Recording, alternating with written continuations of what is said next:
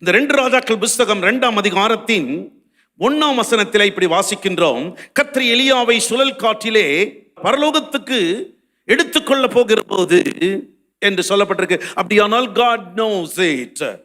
கர்த்தர் எல்லாவற்றையும் அவருடைய பார்வைக்கு முன்பதாக சகலமும் வெளியரங்கமும் நிர்வாணமுமாக இருக்கிறது.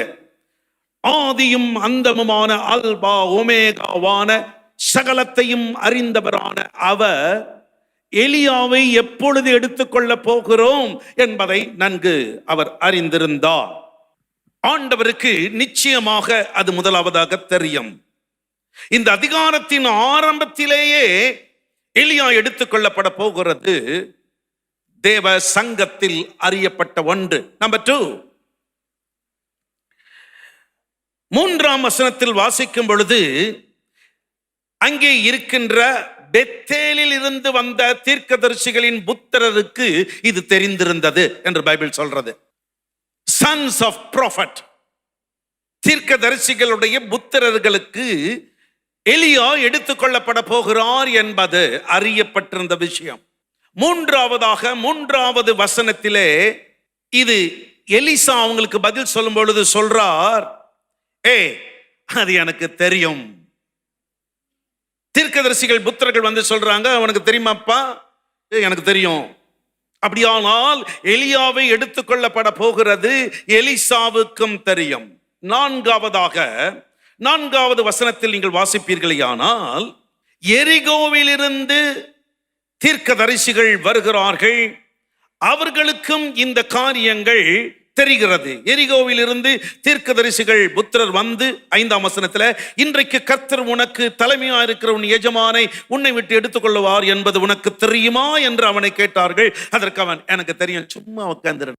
தீர்க்கதரிசிகளின் புத்திரருக்கு தெரிகிறது, தீர்க்கதரிசிக்கு தெரிகிறது, எலியாவுக்கு நல்லா தெரிகிறது. 9வது 10வது வசனத்தில் வாசிக்கும் பொழுது அந்த எலியா எடுத்துக்கொள்ளப்பட போகிறது.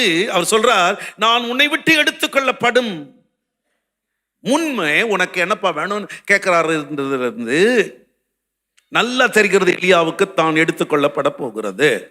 1991ஆம் ஆண்டு ஜனவரி மாதம் 2ஆம் தேதி சுவிசேஷகர் ஆல்பர்ட் சாலமன் ஒரு ஆரம்ப கட்டத்தில் ஊழியம் செய்து கொண்டிருந்த பொழுது, இதே பகுதியிலே சுந்தரம் தெரு என்று ஒரு தெரு இருக்கிறது. அதிலே அவர் கூட்டம் நடத்தும் பொழுது என்னை தேவ செய்தியாளர் அழைத்தார். என்னுடைய தாய் அப்பொழுது உயிருக்கு போராடி கொண்டிருக்கிறார்கள். ஊழியமா தாயா என்ற நிலையிலே தாயாரை விட்டுட்டு நான் போய் ஊழியத்தை முடிச்சுட்டு வாரேன்னு சொல்லிட்டு ஊழியத்தை முடிச்சுட்டு நான் போகும்போது கேட்டேன், அம்மா எப்படி இருக்காங்கன்ட்டு. அப்படியே தான் இருக்காங்க. நான் போய் அவங்க நெற்றியிலே சிலுவையை போட்டுட்டு, அம்மா போயிட்டு வாங்க.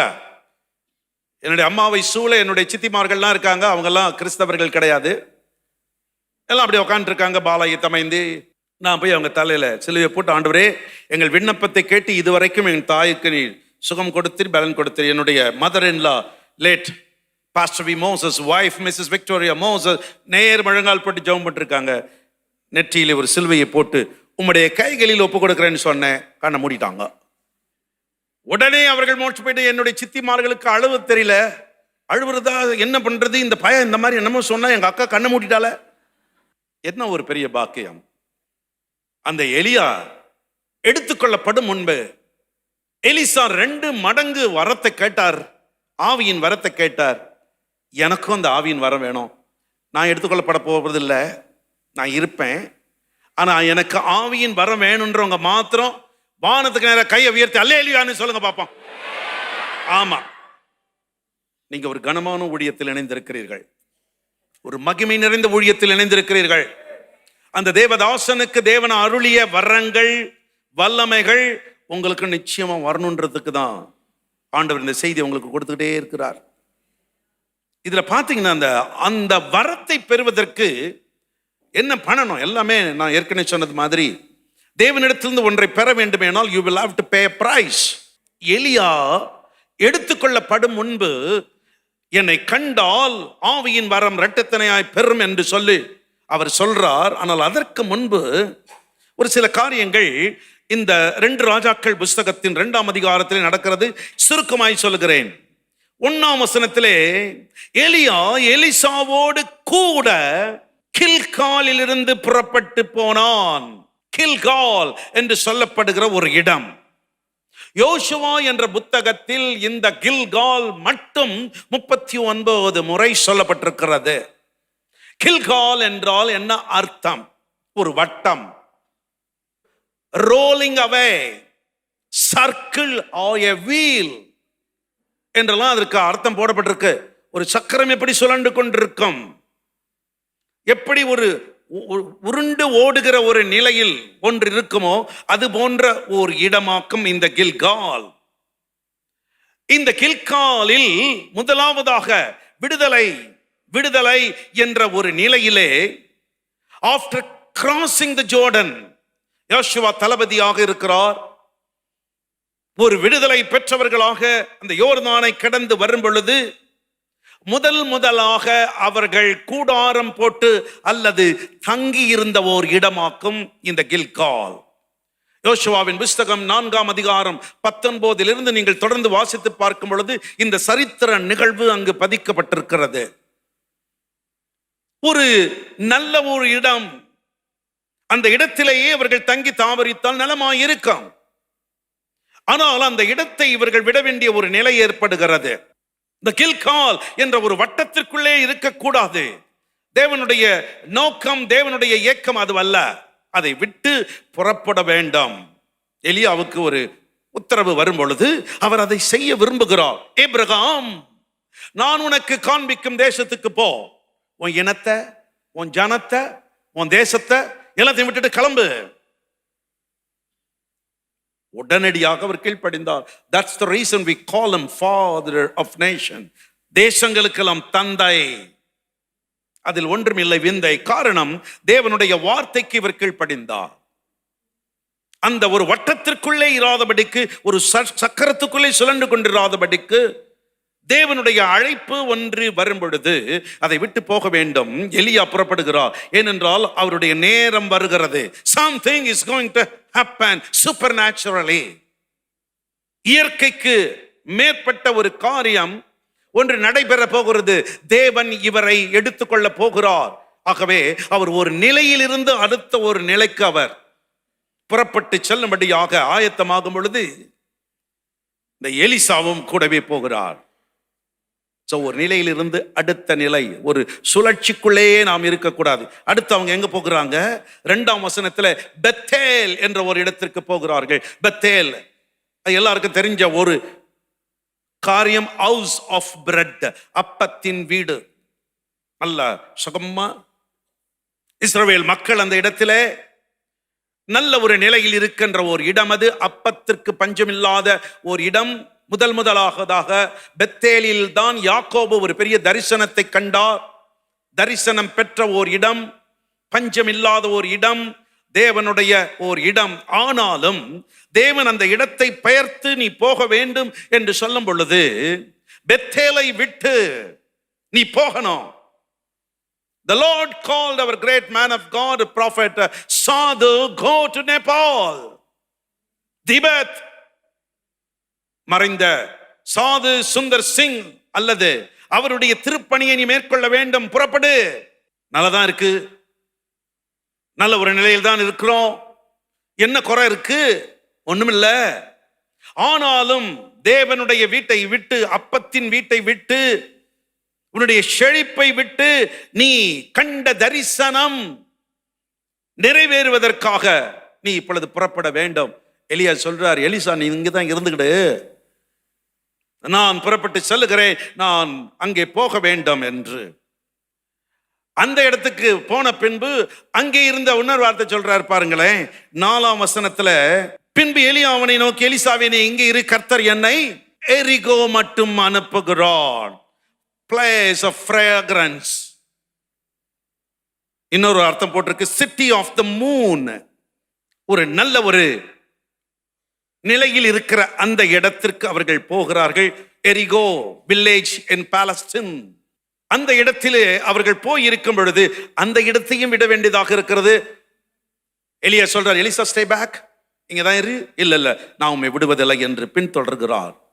கடைசியாக அவர்கள் 6ஆம் வாக்கியத்தில் வாசிப்பீர்கள் ஆனால், யோர்தான் நேம் ஆஃப் a river, ஒரு நதியினுடைய பெயர், அந்த யோர்தானுக்கு வருகிறார்கள். One would descend, மேலே இருந்து கீழே பாய்ந்து செல்கின்ற ஓர் இடம், அவ்விடத்திற்கு வருகிறார்கள். இவைகள் எல்லாவற்றிலேயும் எலியா சொல்ல சொல்ல சொல்ல சொல்ல சொல்ல இரு இரு இருன்னா நான் விடமாட்டேன், I will never leave you என்று சொல்லி பின்தொடர்கிறார். Would you like to have double portion of the blessing? ஒருவேளை எனக்கு இரட்டத்தனையான வரம் வேண்டும் என்று சொல்லும் பொழுது நீங்கள் அதை ஆசையாய் தொடருகிறீர்களா? அதை நான் பெற வேண்டும், எந்த ஒரு நிலையிலும் நான் இருந்தாலும் அதை பெற வேண்டும் என்ற ஒரு ஏக்கம் உங்களுக்கு இருக்குமே ஆனால், you must have some good characteristics in your life. உங்க வாழ்க்கையிலே நல்ல சில குணாதிசயங்கள் இருக்கணும். இதை பற்றி நான் பார்த்துக்கிட்டே இருந்த பொழுது இந்த எலிசாவுக்குள்ள அவருக்குள்ள இயற்கையாக இருந்த சில நல்ல குணங்கள் வெளிப்பட்டது. அவருடைய நல்ல குணங்களிலே ஒன்று, எலியாவை ஆண்டவர் சொல்றார், நீ பாப்பா அடுத்த லெவலுக்கு அடுத்த ஆளை நீ தயார் பண்ணணும்னு 1 ராஜாக்கள் எடுத்துக்கிடுங்க. அதுல 19ஆம் அதிகாரம் 19 21 வரைக்கும் நம்ம பிள்ளைங்க வாசிக்க போறாங்க, காது கொடுத்து காளுங்க. அப்படியே அவன் அவ்விடம் விட்டு புறப்பட்டு போய் 12 ஏர் பூட்டி உழுத சாப்பாத்தின் குமாரனாகிய எலிசாவை கண்டான். அவன் 12ஆம் ஏரை ஓட்டிக் கொண்டிருந்தான். 12ஆம் ஏரை எலிசா ஓட்டிட்டு இருக்கிறார்னா சாதாரண மனுஷன்ல. எலியா அவன் இருக்கும் இடம் மட்டும் போய் அவன் மேல் தன் சால்வையை போட்டான். சால்வையை போட்டுட்டார். அப்பொழுது அவன் மாடுகளை விட்டு எலியாவின் பிறகே ஓடி, நான் என் தகப்பனையும் என் தாயையும் முத்தம் செய்ய உத்தரவு கொடும், அதற்கு பின் உம்மை பின்தொடர்வேன் என்றான். அதற்கு அவன், போய் திரும்பி வா, நான் உனக்கு செய்ததை நினைத்துக்கொள் என்றான். அப்பொழுது அவன் இவனை விட்டு போய் ஓர் ஏர் மாடுகளை பிடித்து அடித்து ஏரியின் மரம் மொட்டுகளால் அவைகளின் இறைச்சியை சமைத்து ஜனங்களுக்கு கொடுத்தான். அவர்கள் சாப்பிட்ட பிற்பாடு அவன் எழுந்து எலியாவுக்கு பின் சென்று அவனுக்கு ஊழியம் செய்தான். What a beautiful character பாருங்களேன். அழைப்பு வந்துருச்சு. அழைப்பு வந்துட்டதுனால இவர் எல்லாத்தையும் மறந்துட்டு ஓடல. முதலாவதாக தன் பெற்றோரை அவர் கனப்படுத்துகிறார்.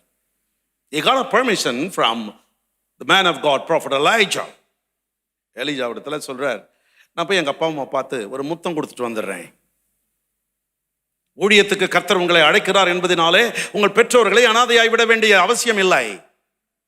உங்கள் பெற்றோர்களுக்கு நீங்கள் செய்ய வேண்டிய கணத்தை செய்துதான் ஆகணும். I praise God for our dear Ayya Sadhu for taking care of his dear mother.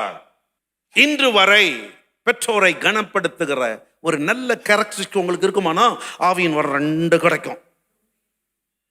அப்பா அம்மாவையே கனப்படுத்த தெரியாதவனுக்கு ஆண்டவர் பரலோக பிதாவானவர் அவர் கொடுத்த வாக்கு என்ன?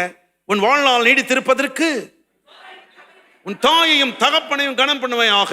In spite of every schedule in your life, don't forget to honor your parent.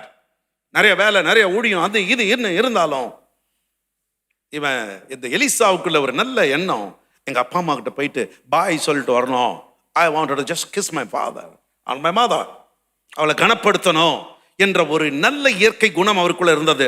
2வது, தான் வளர்ந்த ஊரு, தான் ஜனங்களை நேசிக்கிறோம்.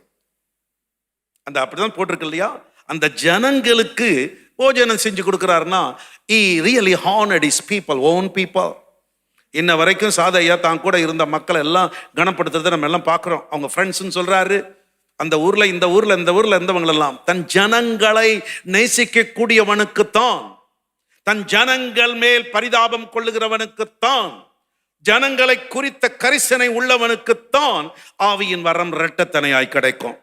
சும்மா எனக்கு ஆவியின் வரம் தாங்க, ஆவியின் வரம் தாங்க, 2 தாங்கன்னா உங்களை ஆண்டவர் கண்டு போய் விடுவார். You must have thirst for the dying soul, for your people. உங்க ஜனங்களுக்கு, யானி ஊர் உலகத்துக்கு போறதுக்கு இல்ல, பரிசுத்த ஆவி உங்களிடத்தில் வரும்பொழுது நீங்கள் பலனடைந்து யூதேயாவில் முதல் உன் இடத்துல உன் வீட்டுல என் பிள்ளைங்க 2 பேரையும் கூப்பிட்டு நீங்க கேட்கணும், உங்க அப்பா எப்படி, உங்க அம்மா எப்படி, உங்க அப்பா மேடையில் ஒன்று பேசுறாரு, கீழே போனா இன்னொன்று பேசுவாரா, உங்க குடும்பத்துல எப்படி அப்படிங்கிறத என் பிள்ளைங்களை கேட்கணும். அப்ப அவங்க சொல்லுவாங்க, ஆமா டேடி பேசுற மாதிரி தான் நடந்துக்குவாரு, சொன்ன மாதிரி செய்வாரு, மம்மி அப்படிதான் மேடையிலும் ஸ்ட்ரிக்ட் வீட்லையும் ஸ்ட்ரிக்ட். சின்ன வயசுல என் பிள்ளை ஒருத்தி இப்போ 3 பிள்ளைங்க உட்காந்துருப்பாங்க. சர்ச்சில் எவனும் எழுந்து போக முடியாது. ஒரு கில்லு விடுவாங்க. அதை ஒருத்தர் 2வது மக சொல்றா, ஐயோ அந்த கில்லை இப்போ கூட என்னால் மறக்க முடியாது. எங்க பாருங்க, ஒரு அப்படியே ஒன்றும் பண்ண மாட்டாங்க. ஒரு இன்ஜெக்ஷன் கொடுப்பாங்க. ஒரு கில்லு விட்டாங்கன்னா அவ்வளோதான், கப்பு சிப்புன்னு உட்காந்துருக்குவாங்க.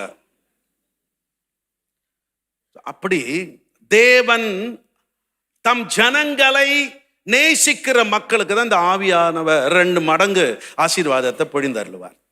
இது எலிசாவுக்குள்ள he had a very good characteristics. He really honored his own people. அந்த ஜனங்களை அவர் கனப்படுத்தினார். அதற்கு பின்புதான் அவர் இப்பொழுது எலியாவுக்கு பின் சென்று ஊழியம் செய்ய 21வது வசனத்துல பார்க்கிறோம். அவர் என்ன சொல்றார் பாருங்களேன். 2 ராஜாக்கள் புத்தகம் 2ஆம் அதிகாரம் 12வது வசனத்திலே அவர் எப்படி கூப்பிடுறார் பாருங்க. அதை எலிசா கண்டு, என் தகப்பனே, என் தகப்பனே, என் தகப்பனே, என் தகப்பனே என்று சொல்றார். என் தகப்பனே, என் தகப்பனே.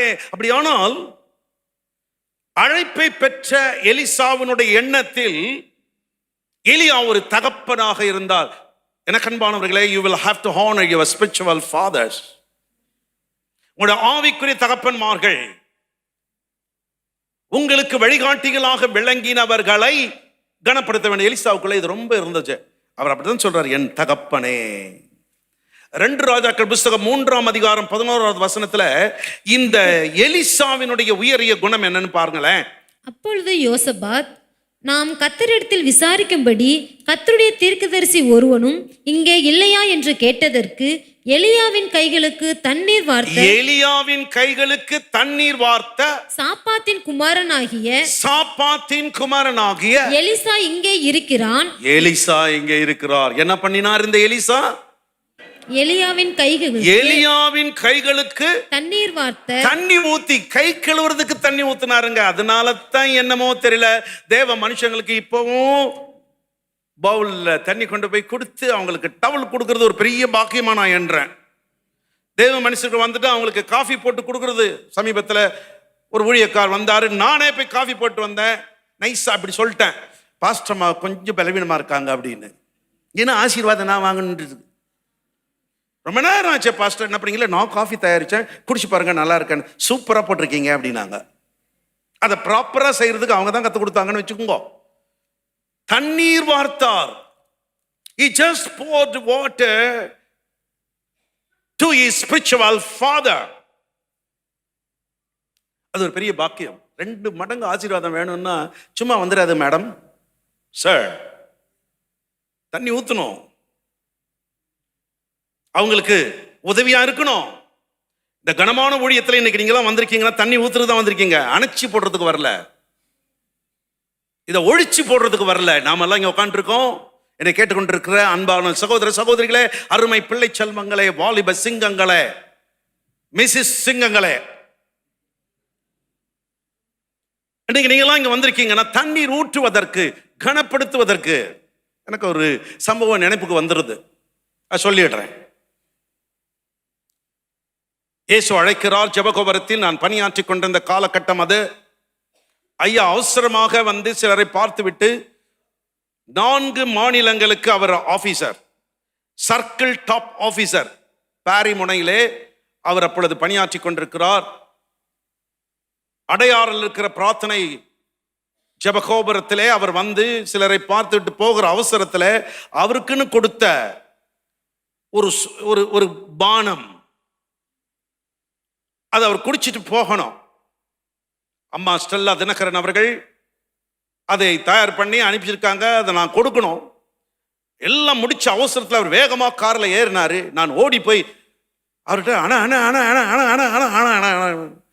அவசரத்தில் போனா அவரு ஏற்பான்ட்டாரு. அவருக்கு வேகம், டைம் ஆயிடுச்சு. எனக்கு வேகம், அதை கொடுக்கலன்னா எனக்கு பாட்டு வரும். பாட்டுன்னா ஏன் பாட்டு இல்லை, வீட்டில் இருந்து. ஆகவே எடுத்து போன அவர் ஏறினாரு. கிடுகிடுன்னு ஓடி போய் அந்த பாத்திரத்தோட டிரைவர் சீட்டுக்கு பக்கத்தில் உட்காந்துக்கிட்டு பிடிச்சிக்கிட்டேன். அவ்வளோ பெரிய தேவ மனுஷன் கூட போகும்போது பேச்செல்லாம் ஒன்றும் வராத, அப்படியே அமைதியாக போயிட்டேன். அடையாறுலேருந்து பாரிமனைக்கும் வந்துட்டு அவர் கூடவே அவர் வராருன உடனே அவருடைய ஹார்லீஸ் எல்லாம் வந்தாங்க, லிஃப்ட்டுக்கு கூப்பிட்றாங்க. நானும் கொண்டு போய் அப்படியே கையில் எடுத்துக்கிட்டு பவ்யமாக போய் அவர் ரூமுக்கு போனோடனே, என்ன தம்பி நீங்கள் பரப்புறீங்களா அப்படின்னாரு. சரி நான் பரப்புறேன்ட்டு வச்சுட்டு வெளியே வரேன். காலில் செருப்பே இல்லை. செருப்பு இல்லாமல் அவருக்கு அங்கே ஊழியம் பண்ணிட்டு இருந்தேன் பாருங்க. செருப்பு இப்போ அங்கிருந்து நான் அடையார் வரணும், செருப்பு இல்லாமலேயே நடந்து வந்தேன். என்னால் அது மறக்கவே முடியாது. செருப்பு இல்லாமல் நடந்த என்ன இன்னைக்கு பொறுப்புள்ளவனாய் கர்த்தர் மாற்றினது அந்த தீர்க்கதரிசிக்கு ஊழியம் செஞ்சது தான். ஒரு சின்ன காரியத்தை நீங்க செய்றீங்கன்னு வைங்களேன், இந்த கனமான தெய்வ மனிதர்களோடு கூட இருந்து, இந்த தேவ திருப்பணியில இருந்து நீங்க ஒரு சின்ன ஒரு வேலை செய்றீங்க அப்படின்னு வச்சுங்களேன், அது பரலோகத்தின் கணக்கு புத்தகத்தில் எழுதப்பட்டிருக்கும். இரட்டத்தனையான வரம் ஏற்ற நேரத்தில் கர்த்தரால் கொடுக்க முடியும். தண்ணீர் தான் வார்த்து கொண்டிருந்தார். கால போன போக்கத்தினிலே கடைசி நேரம் எலியாவுக்கு வருது. எலியா சொல்றாரு, அப்பா நீ இரு 2 ராஜாக்கள் 2ஆம் அதிகாரத்தின் 2ஆம் வசனம், 4ஆம் வசனம், 6ஆம் வசனம், இவைகள் 3 வசனங்களிலும் அவர் சொல்றது என்ன சொல்றாருன்னா, நான் உம்மை விடுகிறது இல்லை, கர்த்தரின் ஜீவனையும் உம்முடைய ஜீவனையும் கொண்டு சொல்லுகிறேன், நான் உம்மை விடுகிறது இல்லை, நான் ஒரு நாளும் உம்மை விட்டு போவது இல்லை. அவர் அப்பா அப்பான்னு கூப்பிடுறதோட சும்மா இல்லாம, வாயளவில் இல்லாம, அவர் கைக்கு தண்ணீர் வார்த்தா. எப்பயோ ஒரு முறை ஒரு கமெண்ட்ரியில படித்தேன் நான், ஒரு 3.5 வருஷமா தண்ணி ஊற்றிட்டு தான் இருந்தாராம். அவர் சாப்பிட்டு வந்த உடனே இவர் ஓடி போவார், தண்ணி ஊற்றுவார், கழிச்சுட துண்டு எடுத்து கொடுப்பார், தொடப்பார். சொல்றார், நான் உம்மை விடுகிறதில்லை, ஜீவனை கொண்டு நான் ஆணை எடுக்கிறேன், நான் உம்மை விடுகிறதில்லை என்று திரும்ப திரும்ப அவர் சொல்றார். இவரும் திரும்ப திரும்ப சொல்றார், நான் உம்மை விடுகிறது இல்லை. பேதுரு ஒரு அற்புதத்தை பார்த்தார். அவருடைய வாழ்க்கையில எல்லாம் இழந்து போய் பெரிய சம்படவர், மீன் பிடிக்கிறவர். அவருக்கு தெரியும் எந்த இடத்துல எந்த வலையை போட்ட என்ன மீன் கிடைக்கும். ஆனால் அந்த குறிப்பிட்ட நாளிலே ஒரு சென்னாங்கண்ணி கூட கிடைக்கல.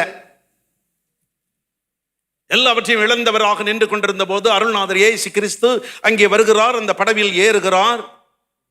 அந்த படகில் ஏறி தேவனுடைய வார்த்தையை வழங்குகிறார். வழங்கி முடிச்ச பிறகு பேதுருவுக்கு இப்பொழுது ஒரு அற்புதம் செய்து அவரை கனப்படுத்த எண்ணினார்.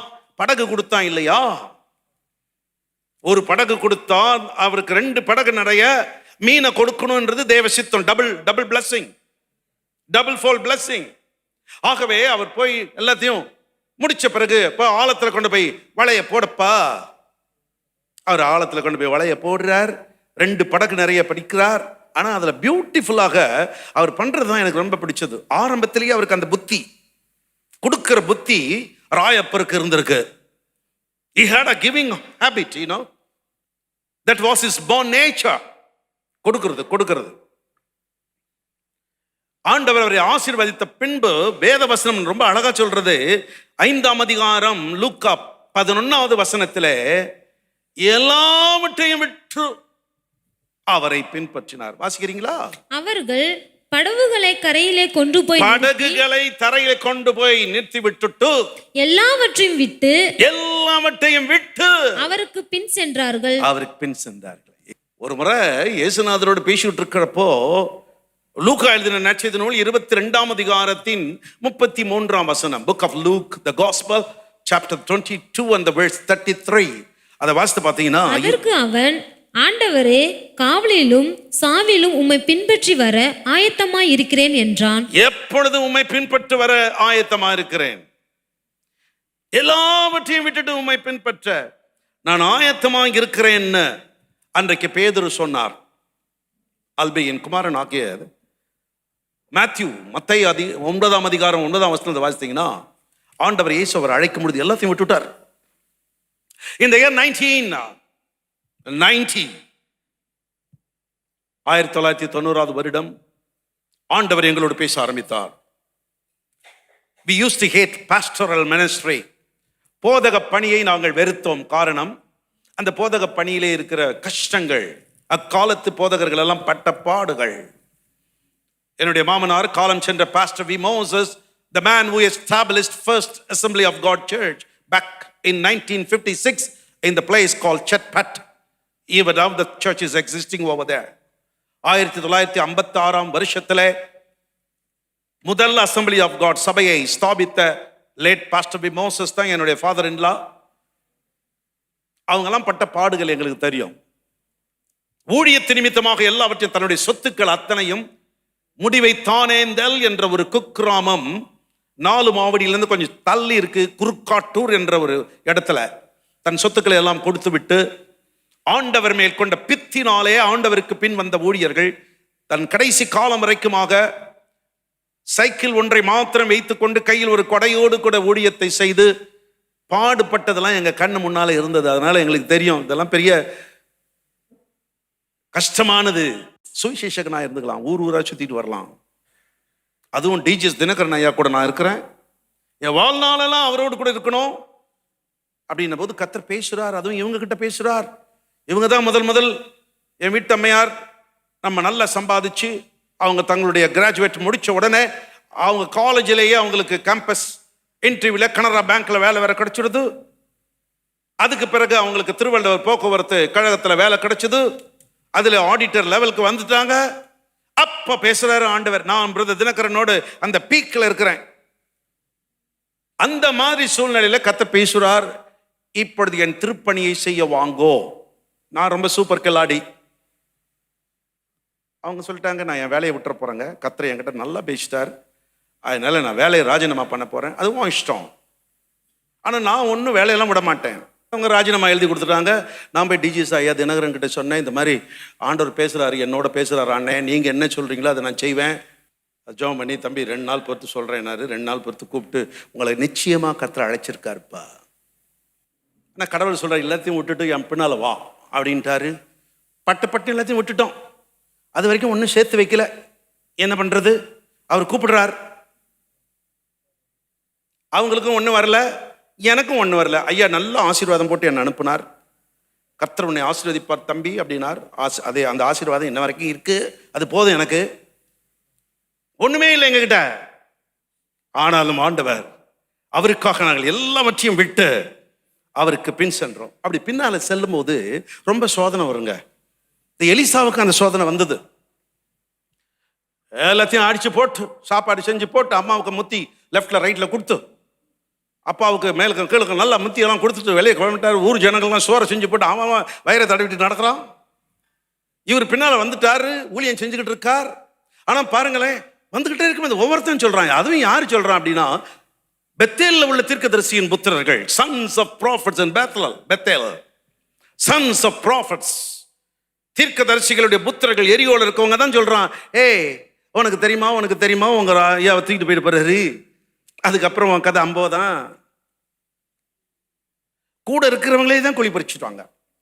கூட இருக்கிற தீர்க்கதரிசிகளின் கூட்டம் தான் அவங்களை வேதனைப்படுத்துது. ஒரு ஊழியம் என்று வரும்பொழுது ஒரு ஆவியின் வரம் என்று பெறுவதற்கு முன்பதாக நீங்கள் கடந்து செல்ல வேண்டிய பலவிதமான சோதனைகள். எல்லா தீர்க்கதரிசிகளின் புத்திரர்கள் விரோதமான காரியங்களை, அவரை அதைரியப்படுத்தின காரியங்கள் சொன்னாலும் சும்மா இரு. சொல்லுங்க, ஏஞ்சல் டிவிக்கா கொடுக்குற, சும்மா இரு. என்ன ராஜன் ஜான் ஒவ்வொரு மாசமா 2வது வாரம் காணிக்கை எடுத்து அங்கனே பணமா இல்லை ஏஞ்சல் டிவிக்கு அனுப்புறிய, சும்மா இரு. சொல்லுங்க, சொல்லிட்டே இருங்க, சொல்லிட்டே இருங்க, ஸ்டைலா சொல்லுங்க. சும்மா ஏன் என்ன சொன்னாலும் சும்மாரி எனக்கு தெரியும், அப்பதான் உங்களுக்கு ஆவியின் வரம் கிடைக்கும். இல்லை அவங்களோட சேர்ந்து ஆமாம் கரெக்ட் தான், இந்த வாட்ஸ்அப்லலாம் வருதே, இந்த யூடியூப்லலாம் வருதே, கரெக்டு தான் அப்படின்னு நீங்கள் கரெக்ட் போட்டிங்கன்னா ஆண்டவர் உங்களை கரெக்ட் பண்ணுவார். ஒரு ஆள் ஒன்றும் பேசக்கூடாது, ஏன் எதிர்க்க யாவரும் ஒன்றும் பேச முடியாது. ஒரு பெரிய தேவ மனுஷன் ஐயா டிஜிஎஸ் தினகரனை பற்றி கேவலமாக ஒரு தடவை எங்கள் சபையில் பேசிட்டார். எப்படா முடியும்னு காத்திருந்தேன். அவர் ரொம்ப பெரிய தேவ மனுஷன். நேராக போனேன், உங்கள் செய்திகள்லாம் ரொம்ப நல்லா இருந்துச்சு, இப்போ நீங்கள் கொஞ்சம் பேசுனீங்களே, கொஞ்சம் சொன்னீங்களே, அதை உங்களால் நிரூபிக்க முடியுமா? இல்லை தம்பி, சும்மா அதெல்லாம் பேசாதீங்க. நான் டிஜிஎஸ் தினகரன் ஐயா வீட்டில் இருக்கிறேன், எனக்கு அவரை பற்றி தெரியும், உன்னால் நிரூபிக்க முடியுமா? உங்களால் நிரூபிக்க முடியும்? இல்லை தம்பி, சாவர வரைக்கும் அந்த மனுஷன் என்னை பார்த்தாருன்னா, தம்பி இல்லை அவரு கூட சேர்ந்துக்கிட்டு ஆமாம்மா ஒருவேளை உண்மையாக இருக்குமோ எல்லாம் சொல்கிறாங்க. இப்படி அப்படின்னு சொல்லும் போது அவர் சொல்ற, சும்மா உட்காந்துருடா, எனக்கு தெரியும், ஏப்பா உன் படிப்புக்கு நீ எவ்வளோ டபுள் டிகிரி வாங்கியிருக்க, இன்ஜினியராக இருக்க, அப்படி இருக்கு. அங்கே போய் உட்காந்து உனக்கு என்னப்பா அங்கே வேலை, அதில் போய் உட்காந்துருக்கிய, அந்த மனுஷன் கூட சேர்ந்துக்கிட்டு இருக்கிறிய. அதெல்லாம் எனக்கு தெரியும், நீ சும்மா இருந்தேனா. ஆவியின் வரங்கள் 2 எனக்கு வரப்போகுது. ஆவியின் வரங்களை நான் இரட்டத்தனையாய் பெற போகிறேன். தீர்க்கதரிசிகள் புத்திரர்கள் சொன்ன பொழுதும் அப்படிதான் அவர் பேசாம இருந்தாரு. இன்னொன்னு அவருடைய கேரக்டரிஸ்டிக் பாருங்களேன். 2 ராஜாக்கள் 2ஆம் அதிகாரம் 10ஆம் வசனத்துல, 2 ராஜாக்கள் 2:10, சீக்கிரம் வாசிங்க, முடிக்கிற நேரம் வருது. அதற்கு அவன், அரிதான காரியத்தை கேட்டாய், உன்னை விட்டு நான் எடுத்துக்கொள்ளப்படுகையில் என்னை நீ கண்டால் உனக்கு கிடைக்கும். அரிதான காரியத்தை கேட்டாய். எல்லாம் சொல்லுங்க. அரிதான காரியத்தை என்ன காரியம்? ஹார்ட். ஆங்கிலத்துல போட்டிருக்கோம், you have asked a hard thing. அதுல ஹீப்ரூல ஆக்சுவலா means you have made a great climb. அதாவது நீ கேட்கறதும் கேட்ட பெருசா கேட்ட. அதனால தான் விசுவாசிகள் தேவனோட பிள்ளைங்க கேட்கும் போது உங்களுக்கு என்ன வேணும், what do you want அப்படின்னு கேட்டா, கேட்கறது கேளுங்க, நல்லா கேளுங்க. என்ன வேணும்? ஆவியின் வரம் 2 தனியா வேணும். you have asked a hard thing. அப்பா, நீ அரிதான காரியத்தை கேட்டிருக்க. Never mind, you ask the Lord anything which is impossible. எது இதெல்லாம் முடியாதுன்னு நினைக்கிறீங்களோ அதெல்லாம் ஆண்டவரால் முடியும்.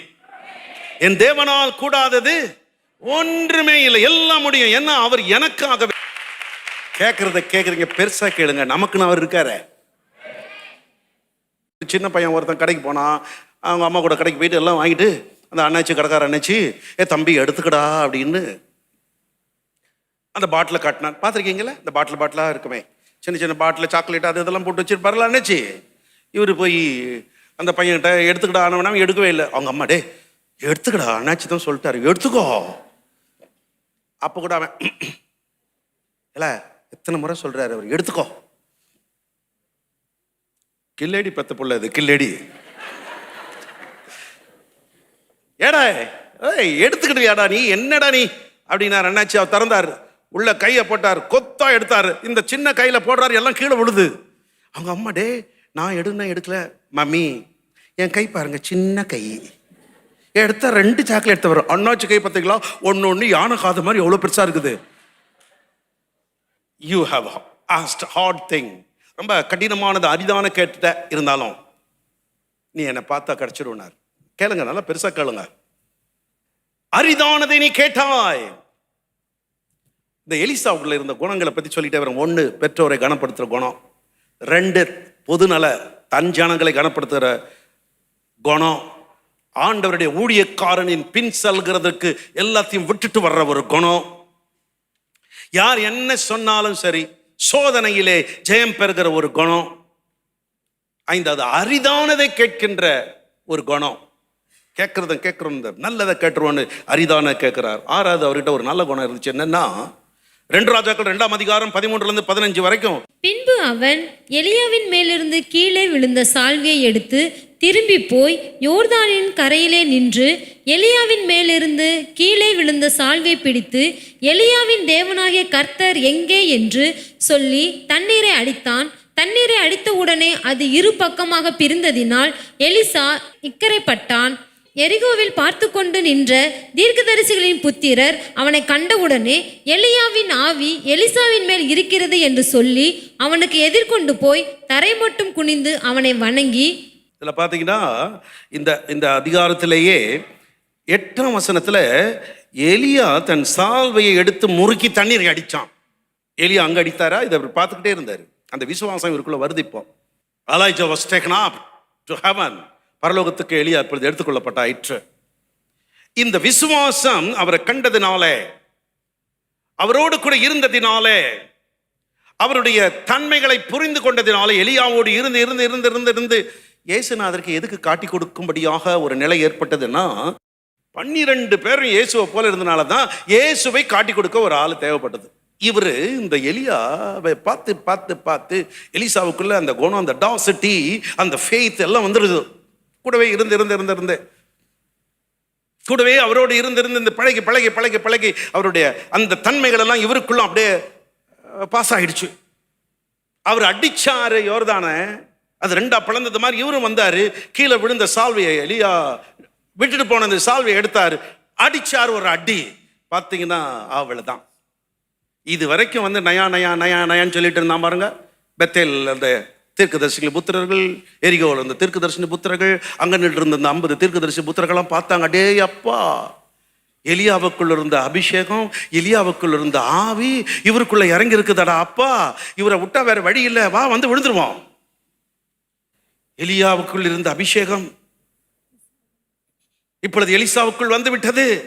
அவங்களாம் விட்னஸ், அங்க எல்லாம் அங்க பாக்குறாங்க இவருடைய விசுவாசம் அந்த நிலையை கண்டு. அதற்கு பின்பு நீங்க வாசித்து பார்த்தீங்கன்னா ஒரே அற்புதம் தான். என்னென்ன அற்புதங்கள்! அவர் 14 செஞ்சார், இவர் 28 செஞ்சார். காரணம் இவருடைய உயரிய குணங்கள். It's not easy to receive the gifts.